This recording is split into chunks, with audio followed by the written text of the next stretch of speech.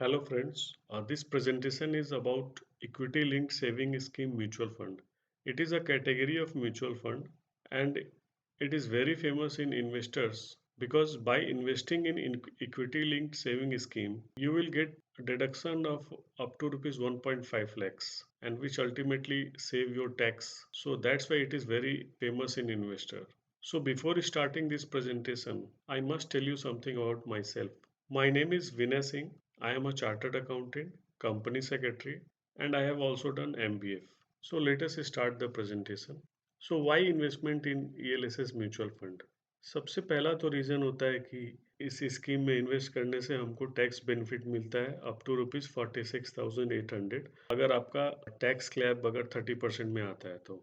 So I have made some comparison of ELSS with other investment options just like PPF, EPF, tax saving FD, NSC. So if you see ELSS mutual fund का lock in period जो है वो सबसे lower है. अगर आप दूसरों का लॉक इन पीरियड देखेंगे, किसी का 5 ईयर्स है, किसी का 15 ईयर्स है, बट ELSS म्यूचुअल फंड का जो लॉक इन पीरियड है वो सिर्फ 3 साल का है. लॉक इन पीरियड क्या होता है कि आप जब पैसा इन्वेस्ट करते हैं तो लॉक इन पीरियड का मतलब कि आप उस 3 साल तक उस पैसे को निकाल नहीं सकते, आप यूटिलाइज नहीं कर सकते. 3 साल के बाद ही आप उस पैसे को निकाल सकते हैं. तो ये एक बहुत इंपॉर्टेंट फैक्टर हो जाता है. फिर दूसरा टैक्सेबिलिटी. अगर आप देखेंगे कि टैक्सेबिलिटी का अगर फैक्टर, तो ईएलएसएस का जो भी इनकम होता है वो लॉन्ग टर्म कैपिटल गेन में चार्ज होता है. बिकॉज 3 साल के बाद आप उसको पैसा निकालते हैं तो उस पर जो भी प्रॉफिट होता है वो लॉन्ग टर्म कैपिटल गेन में आता है. और लॉन्ग टर्म कैपिटल गेन में आपका जो प्रॉफिट जो अगर 1 लाख तक आता है तो उस पर कोई टैक्स नहीं लगता है. अगर प्रॉफिट 1 लाख से ज़्यादा है तो उस पर 10% का टैक्स लगता है. रिस्क के पॉइंट ऑफ व्यू से देखेंगे अगर, तो ELSS mutual fund moderate risk होता है. बिकॉज इसका जो भी पैसा होता है, जो भी आप पैसा डालते हैं इस म्यूचुअल फंड में, वो पैसा अल्टीमेटली इन्वेस्ट होता है इक्विटी मार्केट में जो कि बहुत वॉलेटाइल होता है एंड रिस्क होता है वहाँ पे. बट बिकॉज ऑफ कि ये म्यूचुअल फंड जो है वो फंड मैनेजर्स मैनेज करते हैं जो कि प्रोफेशनल होते हैं, एक्सपर्ट होते हैं इस एरिया में, तो इसलिए थोड़ा सा रिस्क मैनेज हो जाता है. इसका रिटर्न अगर आप देखेंगे तो वो मार्केट लिंक्ड होता है, कुछ भी फिक्स ऐसा रिटर्न नहीं होता है. जैसा मार्केट परफॉर्म करेगा, जैसा स्टॉक परफॉर्म करेगा उस हिसाब से आपका रिटर्न होगा. बट आपका ये तो पॉइंट है, क्लियर पॉइंट है कि आपका जैसे एफडी में अगर आप पैसा डाल रहे हैं या एनएससी में जो पैसा डाल रहे हैं, लॉन्ग टर्म में अगर आप देखेंगे तो ये सारे इंस्ट्रूमेंट का जो रिटर्न है उससे ज़्यादा रिटर्न आपको मिलेगा ईएलएसएस म्यूचुअल फंड में. और आप देखिए अगर आप एफडी में डालते हैं तो आपको अराउंड 5-6% का ही रिटर्न मिलता है जो कि उतना तो मार्केट में इन्फ्लेशन होता है. तो अल्टीमेटली आपका पैसा पे इंटरेस्ट मिल रहा है but real value of money जो है वो वही का वही है क्योंकि उतना तो आपका इन्फ्लेशन के कारण जो पैसा का जो वैल्यू है वो ऐसे ही घट जा रहा है. तो आपको ऐसा कोई इन्वेस्टमेंट देखना पड़ेगा जो कि जिसका रिटर्न जो है वो इन्फ्लेशन को बीट करे. लेट से अगर मार्केट में इन्फ्लेशन 5% का है तो आपका रिटर्न होना चाहिए 10%. तो रियल टर्म्स में आपका जो मनी है वो सिर्फ 5% ही इंक्रीज हुआ.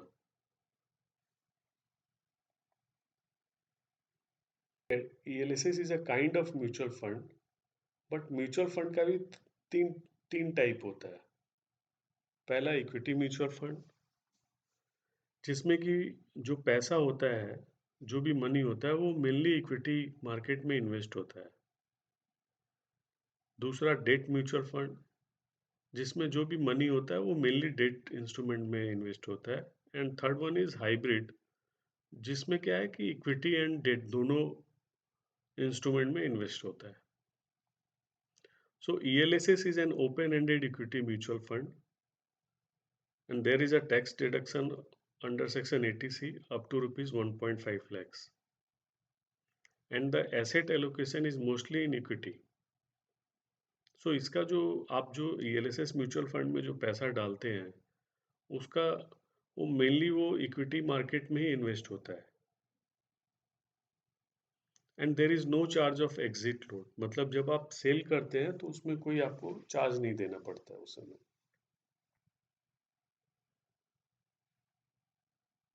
So fund houses of mutual fund in India, मतलब जो म्यूचुअल फंड जो मैनेज कर रहे हैं, बड़ा बड़ा फंड मैनेज कर रहे हैं, just see SBI mutual fund, ICICI, HDFC, Aditya Birla, Kotak, how much money they are managing.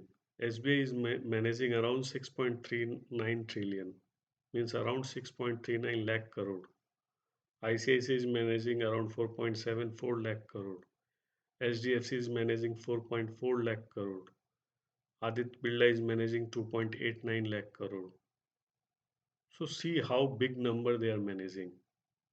So there are almost 44 AMC in India whose asset under management is approx 38 trillion, 38 lakh crore. Big money.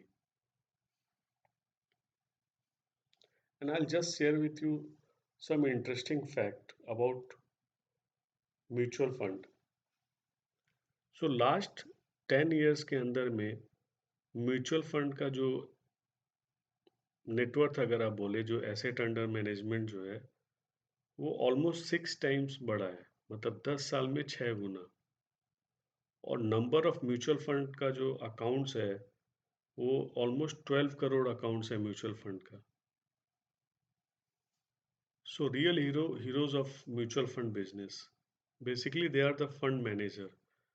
Because fund manager कौन होता है? Fund manager जो है वो real में आपका जो पैसा है वो वही इन्वेस्ट करता है कि किस शेयर में इन्वेस्ट करना है, वही रिटर्न मैनेज करता है, रिस्क मैनेज करता है। तो आप बेसिकली जो आप अपना पैसा देते हैं वो आप पैसा अपना इस फंड मैनेजर को देते हैं। तो इसलिए फंड मैनेजर एक बहुत इंपॉर्टेंट रोल प्ले करते हैं।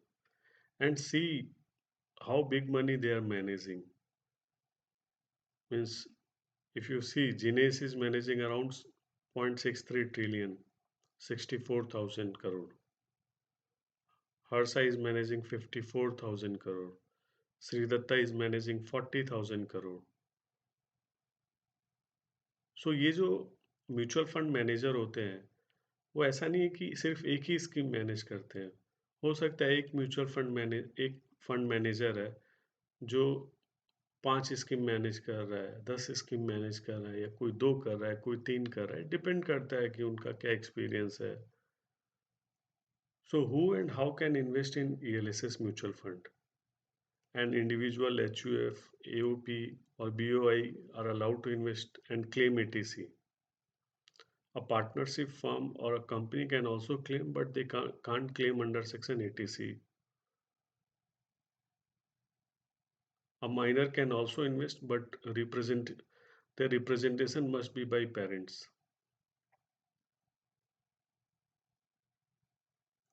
So you can invest in mutual fund, ELSS mutual fund, with direct mutual fund house or through mutual fund distributor.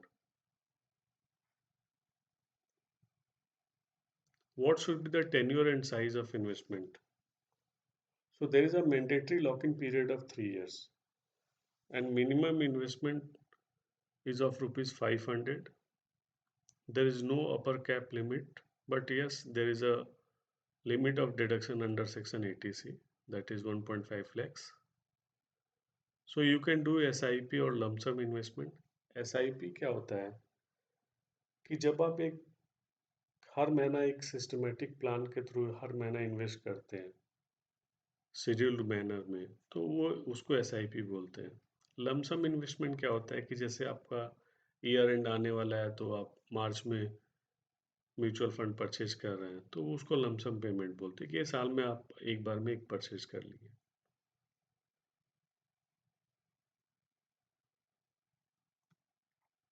So what is the taxability of ELSS? So ELSS का जो भी profit होता है वो taxable होता है under long term capital gain, जो कि टैक्सेबल होता है at the rate of 10%, but profit जो है, अगर 1 लाख तक का प्रॉफिट है तो उस पर कोई टैक्स नहीं लगता है, 1 लाख के बाद टैक्स लगता है।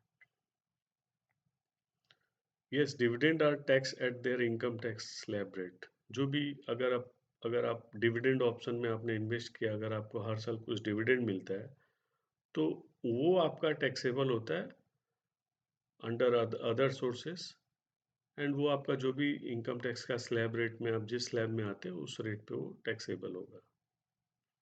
अगर डिविडेंड 5,000 से ज़्यादा होता है तो उस पर टीडीएस कटता है at the rate of 10%। So there is a important point that tax benefit जो एटीसी का मिलता है वो ओल्ड टैक्स रिजीम में ही मिलता है। मतलब अभी क्या है, you must be knowing that there is a two tax slab in the market, old tax regime and new tax regime. तो एटीसी का जो बेनिफिट है वो ओल्ड टैक्स रिजीम में ही है, न्यू टैक्स रिजीम में नहीं है। So individual with business income will not be eligible to choose between two tax regime every year. What does it mean? It means कि जो इंडिविजुअल बिजनेस इनकम शो करता है वो हर साल चूज नहीं कर सकता है कि हमको इस बार ओल्ड में जाना है या इस बार न्यू में जाना है। वो सिर्फ एक बार ओल्ड से ओल्ड स्कीम से अगर न्यू स्कीम में जाता है तो वो एक बार ही वापस आ सकता है न्यू स्कीम से वापस ओल्ड स्कीम में। बट यहाँ पे जो सैलरीड क्लास है उनको बेनिफिट मिला हुआ है कि वो हर साल चूज कर सकते हैं कि उनको रिटर्न जो है वो ओल्ड टैक्स रिजीम में फाइल करना है या न्यू टैक्स रिजीम में फाइल करना है। Loan against ELSS, yes, it is possible. Loan is given by banks like SBI, ICICI, HDFC, Axis Bank, and NBFCs are also giving loan against ELSS like Bajaj Finserv and Tata Capital. And the rate of interest is generally lower than personal loan. And loan given for 50% value of mutual fund only. So let's say अगर आपका investment 1 lakh रुपए का है या value of जो mutual fund है वो 1 लाख अगर है तो जो लोन मिलेगा वो ऑल अप्रॉक्स 50% ऑफ वैल्यू का मिलता है। अच्छा, इसमें एक इंटरेस्टिंग पॉइंट है कि लोन जो बैंक्स या एनबीएफसी देते हैं उनका अपना एक कुछ अप्रूव्ड स्कीम होता है म्यूचुअल फंड का। लेट से अगर एसबीआई लोन दे रहा है ईएलएसएस के अगेंस्ट में तो उनका अपना एक लिस्ट होता है, अप्रूव्ड लिस्ट, कि ये म्यूचुअल फंड के अगेंस्ट में ही आपको लोन मिलेगा। तो ये जो रेट ऑफ इंटरेस्ट है या कितने परसेंटेज वैल्यू का लोन मिलेगा ये डिपेंड करता है बैंक टू बैंक उनका क्या पॉलिसी है। हर बैंक का अपना पॉलिसी हो सकता है।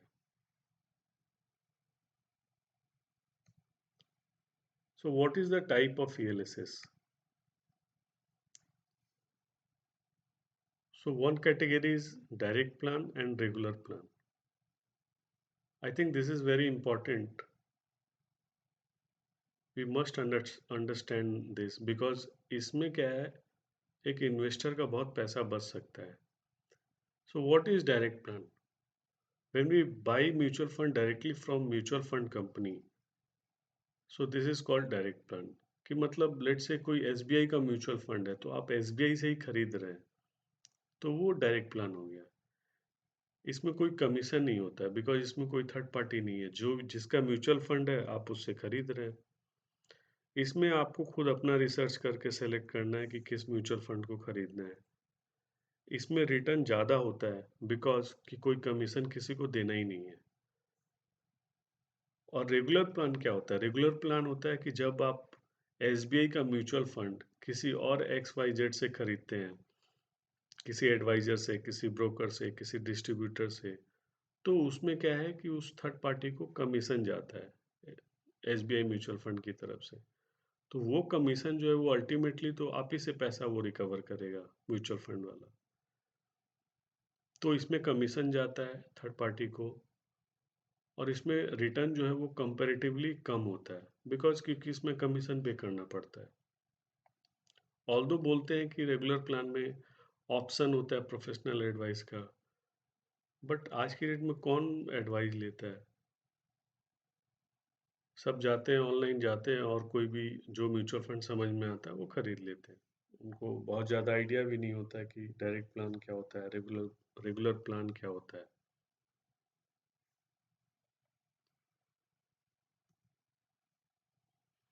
So there is a second category which is called open ended कि close ended, whether जो म्यूचुअल फंड है वो ओपन एंडेड म्यूचुअल फंड है या क्लोज एंडेड म्यूचुअल फंड है।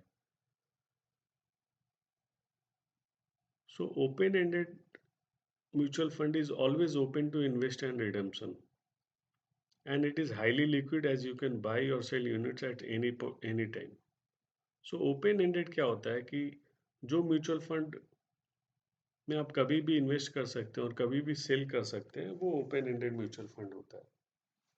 ऑल्दो ईएलएसएस जो है वो ओपन एंडेड टाइप का ही म्यूचुअल फंड है, बट उसमें 3 साल का रिस्ट्रिक्शन है, लॉक इन पीरियड है, बट फिर भी उसको ओपन एंडेड ही बोलते हैं। So what is close ended? So under close-ended mutual fund scheme, you can only subscribe during new fund offer period, NFO period, and redeem the units only after lock-in period. So what is NFO period?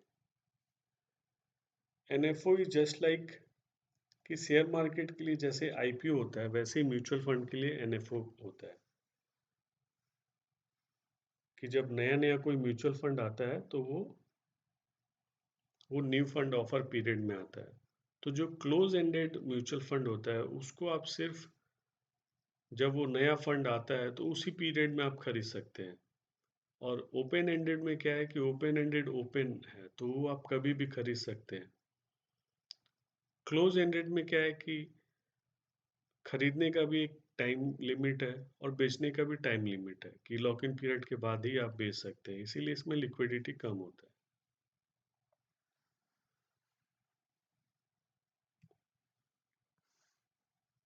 So there is a third category that is called whether it is growth plan or IDCW payout और IDCW reinvestment.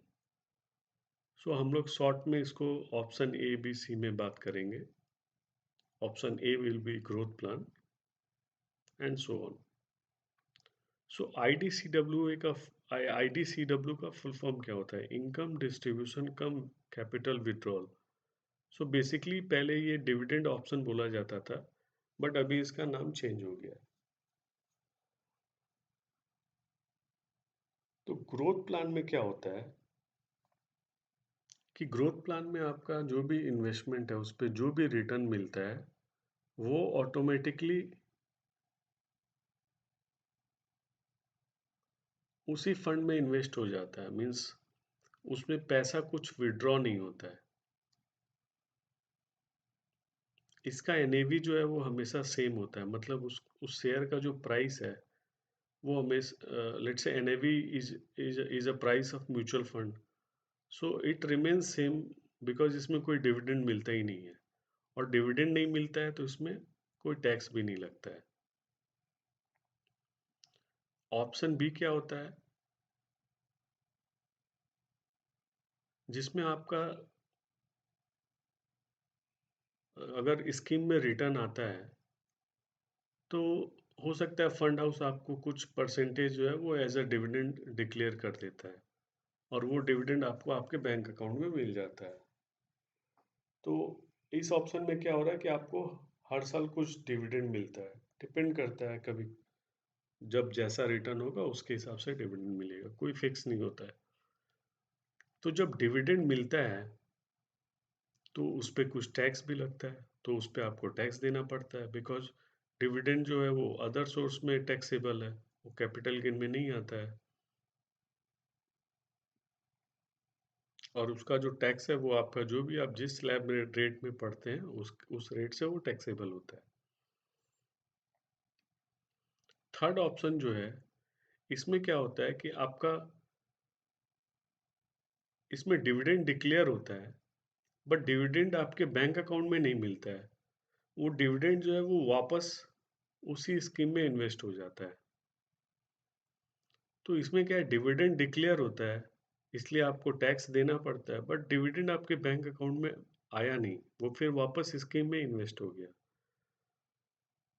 तो third option में भी dividend taxable होता है। तो आप बोलेंगे कि थर्ड ऑप्शन फिर होता क्यों है, ये तो ग्रोथ प्लान की तरह ही है। बट आप देखिए थर्ड ऑप्शन में क्या हो रहा है कि आपका डिविडेंड डिक्लेयर होता है और फिर उस डिविडेंड से फिर एडिशनल यूनिट परचेज हो जाता है, तो आपका नंबर ऑफ यूनिट्स बढ़ जाता है फिर म्यूचुअल फंड का।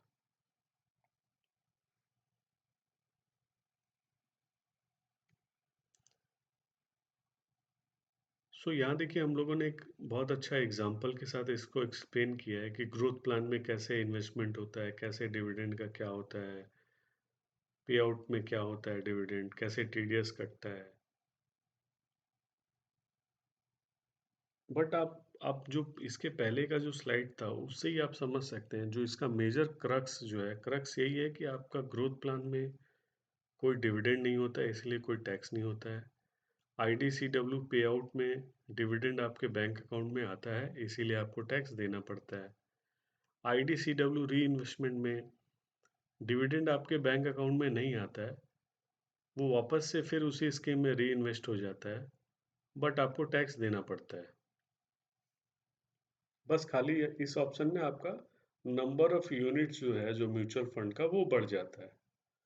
वो एग्जाम्पल दिया हुआ है यहाँ पे, आप इसको देख के समझ सकते हैं।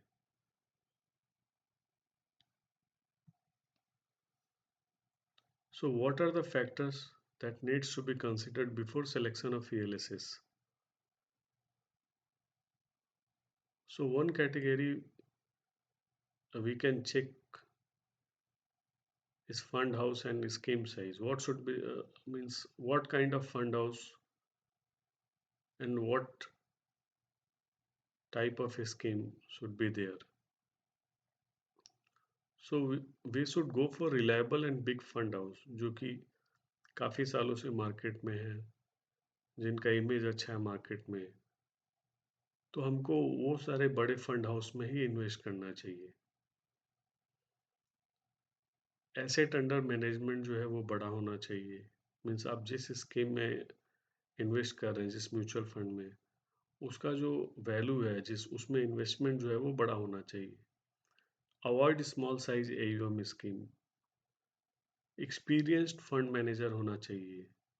जो इन्वेस्टमेंट म्यूचुअल फंड का है वो क्वालिटी इक्विटी स्टॉक में होना चाहिए। Risk and return. So I have told you, please do not look for return as a single factor. And you should also check the growth of scheme. मतलब scheme में जो उसका history है वो देखना चाहिए कि उसमें ग्रोथ हो रहा है कि नहीं, हर साल वो बढ़ रहा है कि नहीं बढ़ रहा है। ओल्ड स्कीम होना चाहिए।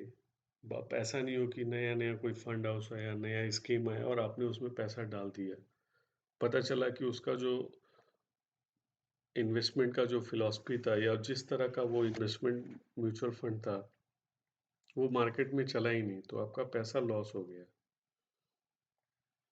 You should go for direct plan instead of regular. We have discussed this कि डायरेक्ट प्लान में आपको कोई कमीशन नहीं देना पड़ता है। We should go for growth plan because growth plan में आपको डिविडेंड नहीं मिल रहा है तो आपको टैक्स नहीं देना पड़ रहा है। और ग्रोथ प्लान में क्या है कि आपका अमाउंट भी ज़्यादा रिटर्न देता है आपको। We should go for lower expense ratio. अब एक्सपेंस रेशियो क्या होता है?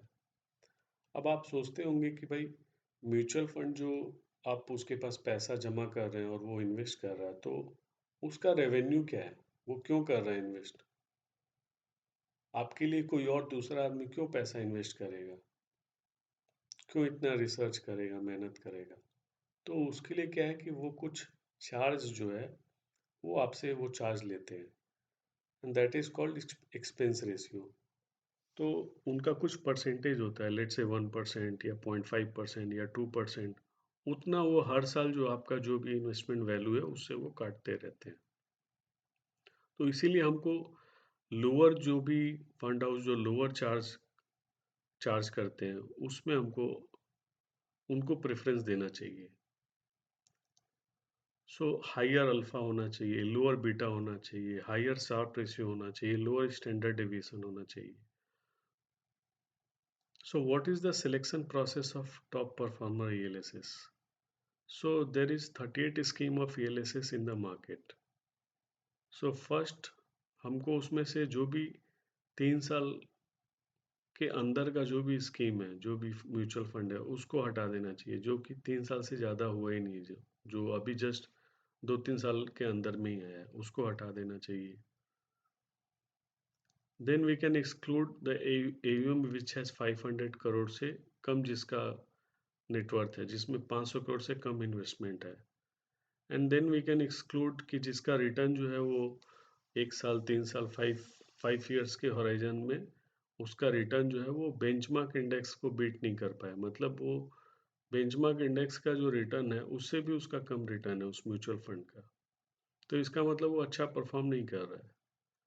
So finally we will be getting around 12 scheme. So we can further analyse it. So based on this selection process, we have got around 12 scheme.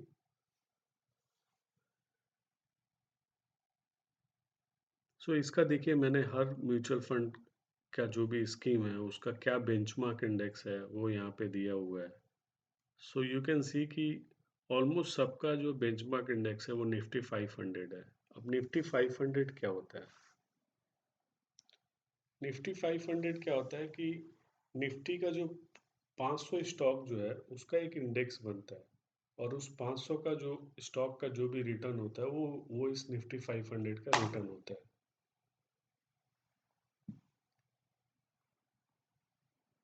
तो ये mutual fund जो है हर mutual fund को पहले अपना बेंचमार्क इंडेक्स बताना पड़ता है जब भी कोई नया म्यूचुअल फंड मार्केट में आता है. तो अब इससे क्या है कि इससे भी एक इंफॉर्मेशन मिलता है, बहुत इंपॉर्टेंट इंफॉर्मेशन मिलता है कि जो म्यूचुअल फंड है उसका इन्वेस्टमेंट स्टाइल क्या है.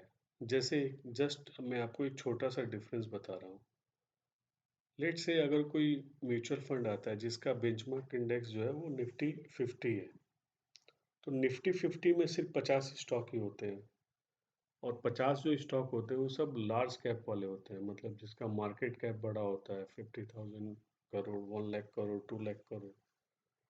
तो ये जो बड़े स्टॉक होते हैं उनमें क्या होता है, they are well well professionally managed होते हैं वो कंपनीज, तो उसमें रिस्क कम होता है. तो निफ्टी 50 अगर किसी का बेंचमार्क इंडेक्स है तो आप एक चीज समझ सकते हैं कि उस म्यूचुअल फंड में रिस्क कम है, और अगर रिस्क कम है तो इसका मतलब कंपैरेटिवली रिटर्न भी कम होगा. और अगर वहीं पे कोई एक म्यूचुअल फंड है जिसका बेंचमार्क इंडेक्स जो है निफ्टी 500 है, अब निफ्टी 500 क्या है कि उसमें 500 इक्विटी स्टॉक होते हैं, तो उसमें large cap, mid cap, small cap हर तरह के स्टॉक आ जाते हैं.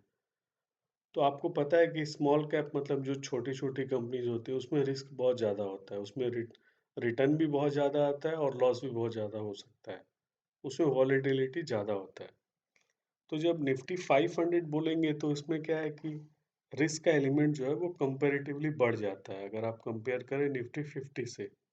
तो जब आपका बेंचमार्क इंडेक्स निफ्टी 500 है तो डेफिनेटली जो रिस्क का एक्सपेक्टेशन है वो थोड़ा सा ज़्यादा हो जाता है. तो ये एक इम्पॉर्टेंट फैक्टर हो सकता है सेलेक्ट करने का. लेट से आप ऐसा इन्वेस्टर है जो कि आप चाहते हैं कि नहीं मेरा पैसा जो है वो सिर्फ बड़े स्टॉक में जाए, तो आपको ऐसा म्यूचुअल फंड चुनना चाहिए जो जिसका बेंचमार्क इंडेक्स जो है वो निफ्टी 50 हो. सो एसेट अंडर मैनेजमेंट कितना है, मीन्स उस म्यूचुअल फंड में कितना इन्वेस्टमेंट है. So you can see Axis में around 34,000 crore, DSP is around 10,000 crore, IDFC 3,533 crore. तो इतना बड़ा बड़ा फंड का इन्वेस्टमेंट है. इनका 3 साल का रिटर्न क्या है वो भी यहाँ पे दिया हुआ है. तो अगर आप एसेट अंडर मैनेजमेंट की बात करेंगे कि कितना फंड मैनेज हो रहा है, तो आपको बड़े फंड हाउस के साथ जाना चाहिए, वहाँ पे सेफ्टी ज़्यादा होता है. इसके अलावा जैसे रिटर्न है कि आप लास्ट 3 इयर्स 5 इयर्स का उसका रिटर्न देखिए, जैसे यहाँ पे देखिए कि कौन ज़्यादा रिटर्न लिया है। कौन टैक्स प्लान का रिटर्न जो है वो अराउंड 38% है लास्ट 3 इयर्स में, बिग रिटर्न। बट इसके अलावा भी बहुत सारा फैक्टर है कि उस फंड में रिस्क कितना है, वो भी देखना चाहिए। अब जैसे मैंने डिस्कस किया एक्सपेंस रेशियो कि किस फंड म्यूचुअल फंड में एक्सपेंस रेशियो कम है, तो आप देखेंगे मेराई, यूटीआई, क्वांटेक्स प्लान में आपका एक्सपेंस रेशियो कम है। इसके अलावा आप देखिए मैंने कुछ रेशियो का नंबर दिया हुआ है फाइनेंशियल रेशियो का, what is alpha beta Sharpe ratio SD. So alpha क्या होता है? Alpha is a performance against benchmark index. Let's say IDFC का ये जो 4% का अल्फा है, अगर आप इसको एक जनरल मीनिंग में समझे, सिंपल लैंग्वेज में, तो आईडीएफसी ने अपना जो बेंचमार्क इंडेक्स है, जैसे बीएससी 500 जो आईडीएफसी का बेंचमार्क इंडेक्स है, वो बेंचमार्क इंडेक्स का रिटर्न से कितना ज़्यादा रिटर्न लाया, वो अल्फा है। तो जितना ज़्यादा अल्फा है पॉजिटिव, वो अच्छा म्यूचुअल फंड उसको बोल सकते हैं, बिकॉज उसने अपने बेंचमार्क इंडेक्स को बीट किया है।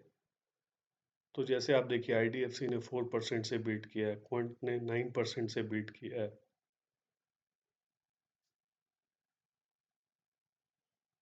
अब बीटा क्या होता है? Beta is a volatility in relation with benchmark index. इसको समझते हैं।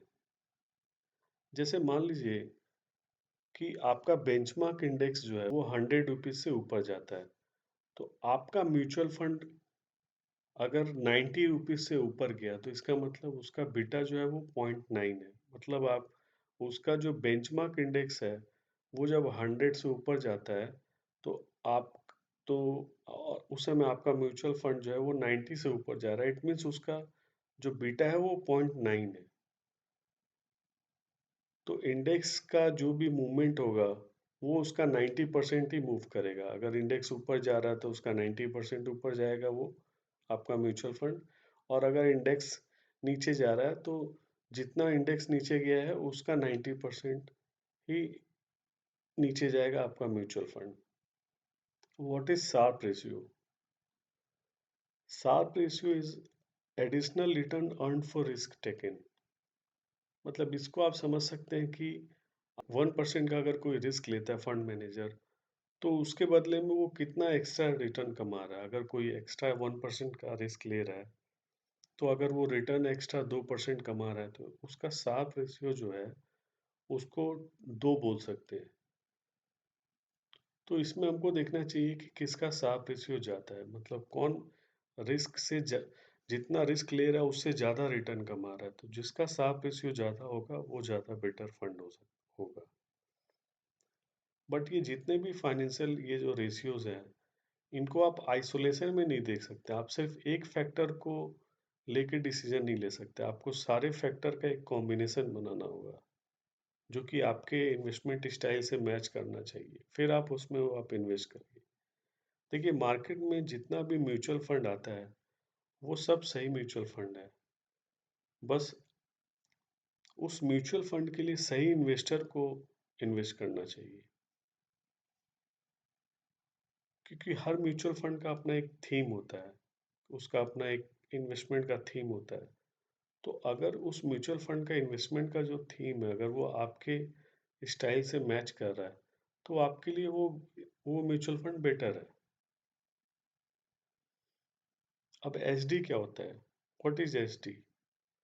H D means it is standard deviation, it is a volatility in fund. मतलब कोई म्यूचुअल फंड का जो प्राइस है वो कितना परसेंट ऊपर नीचे जाता रहता है। मान लीजिए कोई म्यूचुअल फंड है, वो कभी 10% ऊपर चला जाता है, 10% कभी नीचे चला जाता है, तो उसका एच डी जो है उसको 10% बोलेंगे। कोई है जिसका 15% ऊपर जा रहा है, 15% नीचे जा रहा है, तो एच डी जो है वो जितना लोअर होगा उतना अच्छा होगा, क्योंकि वो उसमें वॉलेटिलिटी कम होगा वो।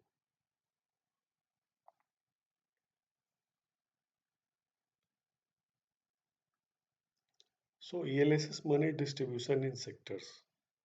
So how the ELSS money distributed? मतलब आप जो भी पैसा देते हैं म्यूचुअल फंड में वो पैसा फिर तो जाता है इक्विटी स्टॉक में। तो हर म्यूचुअल फंड का अपना एक इन्वेस्टमेंट होता है। वो मार्केट में डिफरेंट डिफरेंट सेक्टर्स में इन्वेस्ट करते हैं। मतलब सेक्टर्स में इन्वेस्ट करने का मतलब कि प्राइवेट बैंक में जब एक्सिस इन्वेस्ट कर रहा है 8%, 8% मीन्स कि एक्सिस के पास जितना फंड है उस स्कीम में, उस फंड का 8% जो है वो प्राइवेट बैंक्स में इन्वेस्ट कर रहा है। प्राइवेट बैंक सेक्टर में इन्वेस्ट करने का मतलब कि उस सेक्टर में जो जो बैंक का स्टॉक है, जैसे HDFC है या ICICI है, कोई भी है, तो उस स्टॉक में इन्वेस्ट करना। तो आप देखिए सब म्यूचुअल फंड का जो है वो हर म्यूचुअल फंड का अलग अलग परसेंटेज है कि कोई 8% कर रहा है प्राइवेट बैंक में, कोई 20% कर रहा है, कोई DSP है वो 22% कर रहा है, IDFC 14% कर रहा है।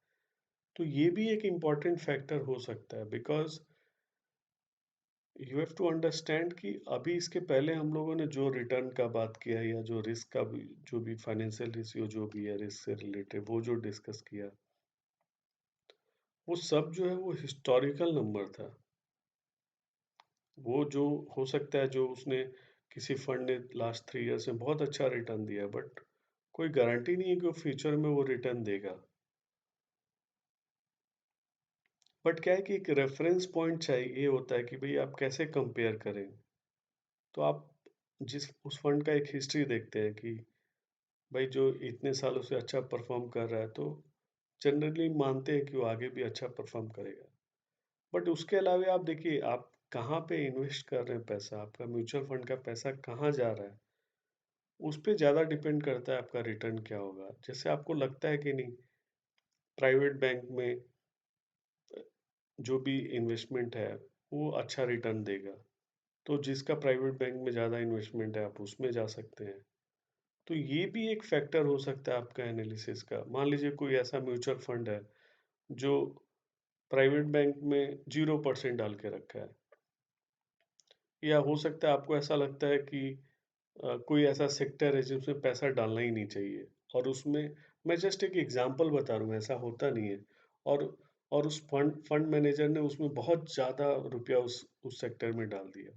तो आपके मन में क्या आएगा कि अरे ये तो इस सेक्टर का शेयर जो है वो तो आगे उसका तो प्राइस बढ़ेगा नहीं, तो मेरे को रिटर्न मिलेगा नहीं। तो ये भी एक इम्पॉर्टेंट फैक्टर हो सकता है कि आपका जो पैसा है वो किस तरह के स्टॉक्स में लग रहा है। आप देखिए यहाँ पे फिर स्टॉक वाइज डिटेल दिया हुआ है कि जो भी म्यूचुअल फंड है उसका कितना परसेंट जो है वो किस स्टॉक में लगता है।